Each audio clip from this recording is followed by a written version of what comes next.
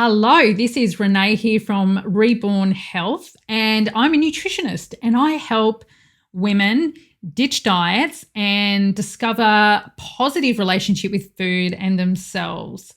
I love what I do. I love helping people finally let go of restricted eating and suddenly just feel good about themselves because you deserve it. So, anyway, today is episode number 7, and we're talking all things diet culture. So, exactly what is diet culture, some signs that you could be currently influenced by it, and what you can do about it. So, let's dive straight in. What exactly is diet culture? Basically, it's a set of norms and beliefs that makes you feel as though you need to be thin or you need to fit a certain weight. And if you aren't, then you're not healthy and you're a failure. And you should be probably trying to fit into that particular set of weight structure. Often, exercise within this diet culture society is seen as a way of punishment or done as part of weight loss, not necessarily something you just do because you enjoy it. And food is often restrictive. There's rules. And like you've seen how much nutrition information there is out there, like eat this to lose weight. And this 5-minute workout will give you abs in, 20 seconds, that kind of stuff. That's diet culture, right? So the opposite to that, and yes, there is an opposite, that's the realm that I work in, is where we listen to our bodies. So there isn't this external rules telling you when to eat and what to eat and making you feel as though you need to lose weight, because what we look at is that your weight has got no bearing on whether you are healthy or not. It actually doesn't. And there's considerable amount of studies now that are actually proving this. If you look up the Health at Every Size movement, that has some great resources for you. So we basically work in the anti-diet. We don't promote weight loss because often it's not required. It's more about the pursuit of health, listening to your body, the cravings, the hunger and fullness cues, being kind and compassionate, moving your body because it feels good and you enjoy it and it's so good for your physical and mental health, as opposed to just smashing yourself because, you got to fit into a dress in a week's time. That's the kind of thing, all right? So that's diet culture. Now, some of those might have given you an indicator as to whether you feel as though you're currently being influenced. And let me just say this. I don't think there is a single person on the planet who hasn't been influenced by diet culture. It is so normalized, and in fact, it's such an expected part of our life that at some point we will go on a diet if we want to before we get married, or before we go on a holiday, or that. If you see people exercising madly, they must be trying to lose weight. Good on them. It's that kind of thing.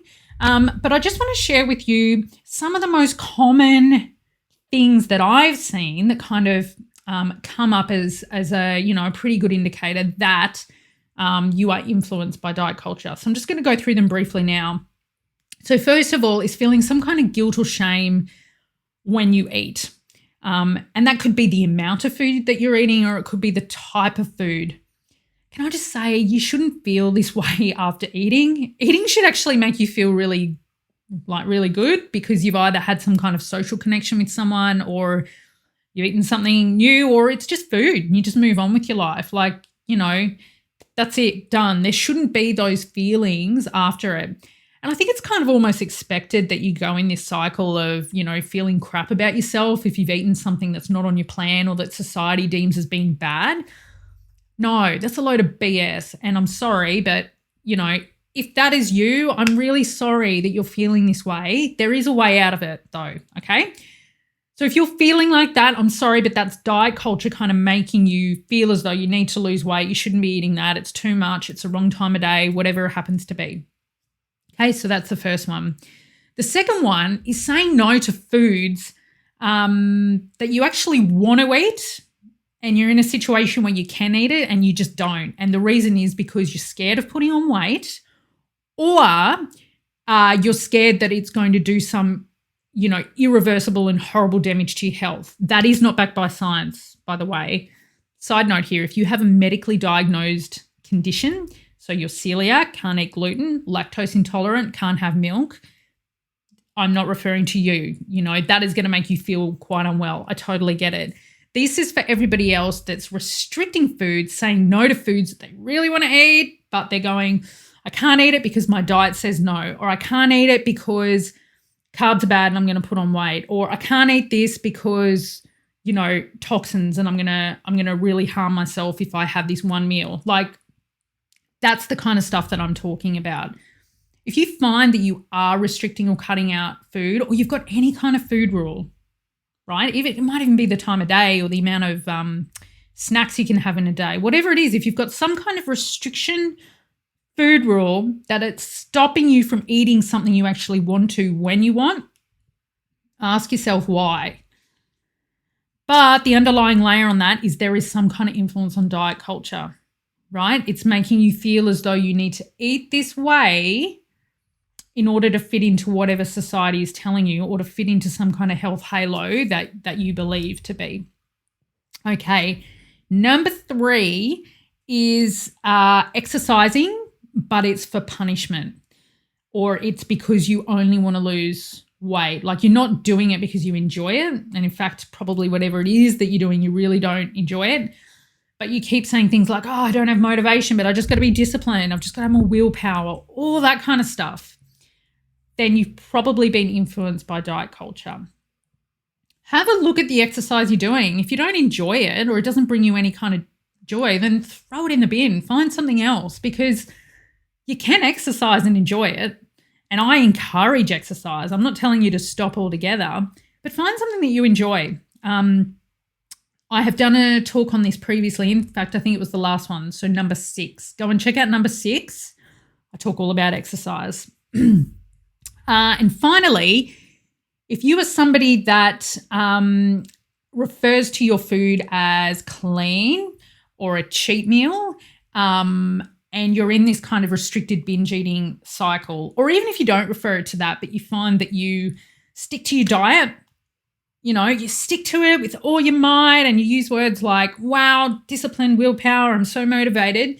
And then when the diet ends, or when the weekend comes, or whenever there's a particular event where you can't really stick to it, you have this dialogue in your head, which is, well, it's just going to be my cheat day, or that's all right, I'll just get on the wagon again on Monday. And you completely overeat, or you indulge in food that you really want to, and then you feel so terrible again. So going back to that first point, or you just completely overeat and you feel so out of control, and then you beat yourself up about it, and then you punish yourself on Monday, either with that exercise or getting back on the diet and being even more restrictive, or you just completely give up and feel really bad about yourself, right? And then the cycle starts all over again. So if you find that you're someone in this clean meal, cheat meal type scenario, or you're in like this restricted dieting, and then you find that you're overeating and binging and you don't really know why, you feel out of control, you feel this guilt and shame around it, then that is diet culture influencing you, because it's making you feel like you need to restrict your food. It's making you feel bad because you've actually let go and overeaten and indulged. And can I just say that that is a very normal physiological response? Because if you've been restricting yourself from food, when you finally are around it, either you're going to give into it because you decide to, or your body's just going to take over anyway, because its ultimate goal is to survive here. So don't feel bad about that. There's actually nothing wrong with you. That's completely normal. It just depends what degree you go to based on how long you've been restricting, or, whether you've been obsessing about a particular food for too long and suddenly it's in front of you. So hopefully that makes sense. So again, those influences is you feeling guilt and shame around anything that you're eating. You have a list of restricted or avoid foods, but it's not really grounded in any kind of science, that you're doing it because you feel it's going to bring you optimal health, or it's going to bring you weight loss. That's diet culture. You're exercising for punishment. You don't really enjoy it. And the last one is you're in this restricted overeating binge cycle. So you're overeating, you're feeling a little bit out of control, you're using terms like cheat meal and clean meal and all that kind of stuff. That's diet culture, my friends. Okay, so what can you do about it? Did any of these kind of go, yeah, that actually sounds a bit like me? And don't worry, I've been there with some of those points, so I totally get it. But this is what you can do to start to ditch diet culture and get a new perspective, a new normal that can start to lead you down a path of going, hey, don't actually have to try and lose weight, and it doesn't matter if I exercise and I'm not, smashing myself in the gym. I'm actually going to do something to enjoy it. So here's what you can do. Number one, look at your social media account and ditch any of those accounts that promote weight loss, or promote fad diets, or take these supplements to, achieve this mecca of optimal health. Anyone that feels bad, that makes you feel bad about yourself. And I don't mean that they're being cruel and mean, but I mean, if you scroll through and you look at their account and you go, I'm never going to look like that, or I can never be like that, or, they're way up here and I'm way down there, just ditch it. There's a chance that they're probably intertwined with some kind of diet culture that's, reinforcing that, weight loss, and you've got to be healthy and you've got to look like this and all that kind of stuff. Just get rid of it. You'll within a week's time, you won't even remember the accounts that you used to follow. Trust me, just do it. Second of all, opposite to this, I now want you to find accounts that aren't about dieting, that aren't about weight loss, but more about body positivity, body neutrality, intuitive eating, health at every size, even ones that don't have anything to do with health. Just go and find accounts that make you feel really, really good about yourself, that you go, wow, these are my peeps. I actually feel like I am part of something and I don't have to beat myself up all the time, and I'm perfectly fine as I am, right? And leading on to that, number 3, and I really love this point, is finding people in your community or in the wider world, famous people, your next door neighbor, whoever it happens to be. Really start to find people who are doing incredible things for the world, for their community, for their family.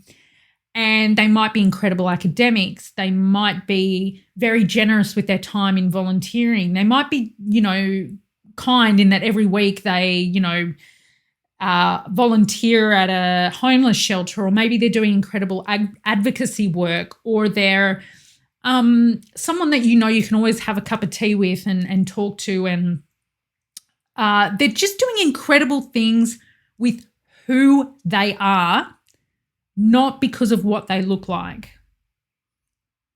Let that sink in for a little bit. I want you to find people that are doing amazing things with their mind and who they are internally, rather than what they look like. Because I want you to start to see that you are far more than your body image. You are far more than fitting into the bikini for summer. You are far more than smashing yourself in the gym to fit someone else's ideal weight, right? Life's too short to be stuck in this world where you're so unhappy with yourself. You deserve kindness and compassion from everybody, but most importantly from yourself. So I want you to go and find these people that really empower you, right? That are incredible role models in this world. And I guarantee that when you look at these people, not once do you judge them by how they look, right? That's a pretty powerful mind shift right there. So to go through those 3 things again, my tips and my strategies to start to ditch diet culture. Number 1, remove those social media accounts that make you feel bad about yourself and promote diet culture. Number 2, start to add in accounts that promote anti-diet, body positivity, body acceptance, make you feel good about yourself. Number 3, start to find people in your community, in the wider world, who are doing incredible things with their mind, who are doing incredible things because they're kind and compassionate people, and it's got nothing to do with what they look like. So that is today's topic. I really hope this was of use for you. If you give any of this a go, please let me know. I'd love to hear it. If you're a little bit unsure about whether diet culture is still kind of influencing you, or you feel like there's some more things that you'd like to discuss one-on-one, let me know. I'm more than happy to have a chat and see if there's some strategies that we can come up with together. Other than that, hope you have a lovely day wherever you are in the world. Bye for now.